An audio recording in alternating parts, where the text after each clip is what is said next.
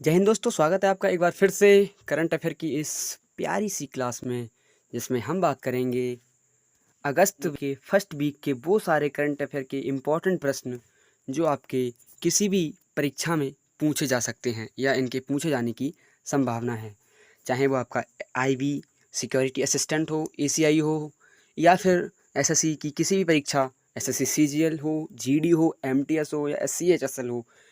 जुलाई माफ़ कीजिएगा, अगस्त वीक के जो फर्स्ट वीक में जितने भी प्रश्न बने हैं करंट अफेयर से रिलेटेड, जो कि आपके एग्ज़ाम की दृष्टि से महत्वपूर्ण हैं, उन सभी को हम करेंगे।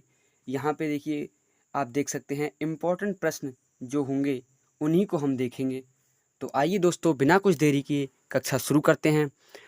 साथियों, मात्र 12 से 15 मिनट में हम उन चुनिंदा प्रश्नों को देखेंगे जो कि आपके एग्ज़ाम की दृष्टि से महत्वपूर्ण हैं।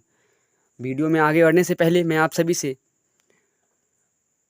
रिक्वेस्ट करता हूं कि अगर आप हमारे चैनल पर नए हैं तो कृपया चैनल को सब्सक्राइब कर लेना और बेल आइकन को प्रेस कर लेना, जिससे कि करंट अफेयर की अगली कक्षा जब भी आए उससे आपको नोटिफिकेशन मिल जाए।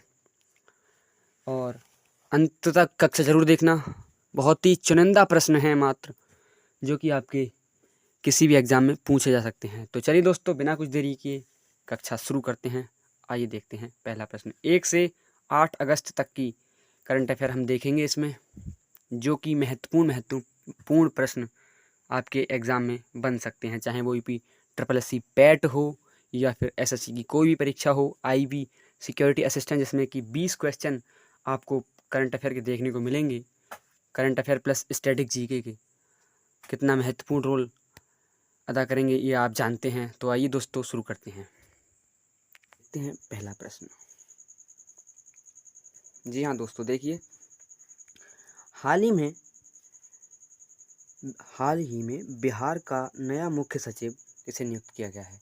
तो बिहार के जो नए मुख्य सचिव नियुक्त किए गए हैं वो प्रत्यय अमृत किए गए हैं।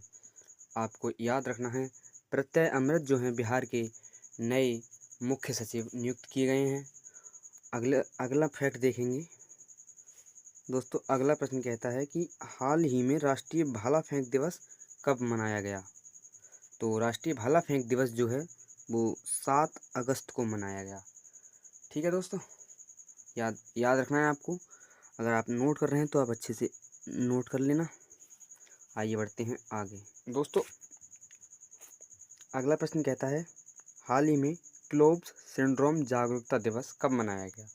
तो ये 3 अगस्त को मनाया गया, याद रखना है। क्लोव्स सिंड्रोम जागरूकता दिवस जो है वो 3 अगस्त को मनाया गया है। बहुत ही इम्पोर्टेंट सवाल, याद रखना है परीक्षा की दृष्टि से। अगला प्रश्न देखेंगे। IATA के वेट्स रिपोर्ट्स 2024 के मुताबिक भारत 2024 में दुनिया के सबसे बड़े वायु परिवहन बाजारों की सूची में किस स्थान पर रहा, बताना है। तो ये जो है 5वें स्थान पर रहा, आपको याद रखना है। ठीक है, 5th प्लेस पर भारत रहा इसमें 2024 की रैंकिंग में। ठीक है, याद रखना है आपको ये बात भी। आइए बढ़ते हैं आगे और देखेंगे। अगला फैक्ट कहता है कि लड़कियों के लिए भारत की पहली महिला जो लड़कियों के लिए भारत की पहली फीफा टैलेंट अकादमी शुरू की गई है वो कहाँ की गई है।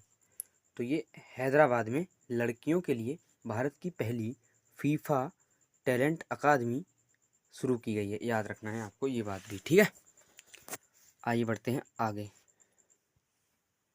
और आगे देखेंगे। पहला निजी रेलवे स्टेशन किसे बनाया गया है। तो पहला जो निजी रेलवे स्टेशन बनाया गया है पूर्वोत्तर रेलवे जोन का, वो गोमती नगर रेलवे स्टेशन है। गोमती नगर रेलवे स्टेशन को पूर्वोत्तर रेलवे जोन का पहला निजी रेलवे स्टेशन बनाया गया है। ठीक है, याद रखना है आपको ये बात भी। और अगला प्रश्न देखेंगे दोस्तों। अगला प्रश्न बहुत ही महत्वपूर्ण प्रश्न है दोस्तों। अगला फैक्ट कहता है कि the conscience network a chronicle of resistance to a dictatorship, जो पुस्तक हाल ही में लिखी गई है, इसके लेखक कौन है। तो इसके लेखक जो हैं वो सुगाता श्रीनिवास राजू हैं। ठीक है, ये बात भी आपको याद रखनी है, इम्पोर्टेंट फैक्ट है ये भी, आपको याद रखना है दोस्तों, आप एसएससी की किसी भी परीक्षा को देंगे, करंट अफेयर का आप जानते हैं कितना बड़ा रोल रहता है और आपको इस कक्षा से सीधे सीधे प्रश्न देखने को मिलेंगे, ये ऐसा मेरा आपसे वादा है। वो महत्वपूर्ण, वो चुनिंदा प्रश्न मैंने इस कक्षा में शामिल किए हैं जो आपके एग्ज़ाम में पूछे जा सकते हैं, इनकी संभावना है। बहुत ही महत्वपूर्ण प्रश्नों को मैंने समाहित किया है इस कक्षा में। एक एक प्रश्न को अच्छे से देखिएगा और उत्तर कीजिएगा, और हो सके तो इनको नोट भी कर लीजिएगा शॉर्ट नोट्स के टाइप में। आगे देखेंगे साथियों, आगे कहता है हाल ही में भारतीय हथकरघा क्षेत्र में कार्बन फुटप्रिंटिंग पुस्तक का विमोचन किसने किया है?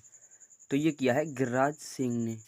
ठीक है, भारतीय हथकरघा क्षेत्र में कार्बन फुटप्रिंटिंग ये पुस्तक लिखी है इन्होंने, इसका विमोचन किया है गिरिराज सिंह ने। काफ़ी इंपॉर्टेंट प्रश्न है ये, आपको याद रखना है। ठीक है, आगे देखेंगे।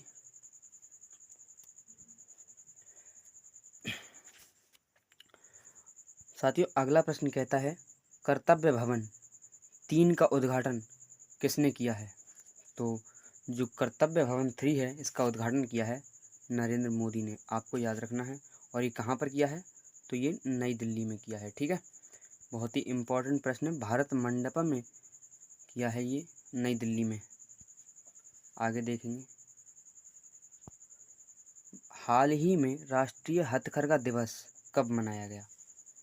तो राष्ट्रीय हथकरघा दिवस आप जानते हैं 7 अगस्त को मनाया जाता है, और ये 7 अगस्त को मनाया गया है।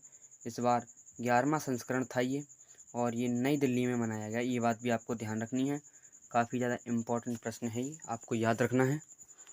राष्ट्रीय हथकरघा दिवस 7 अगस्त को मनाया।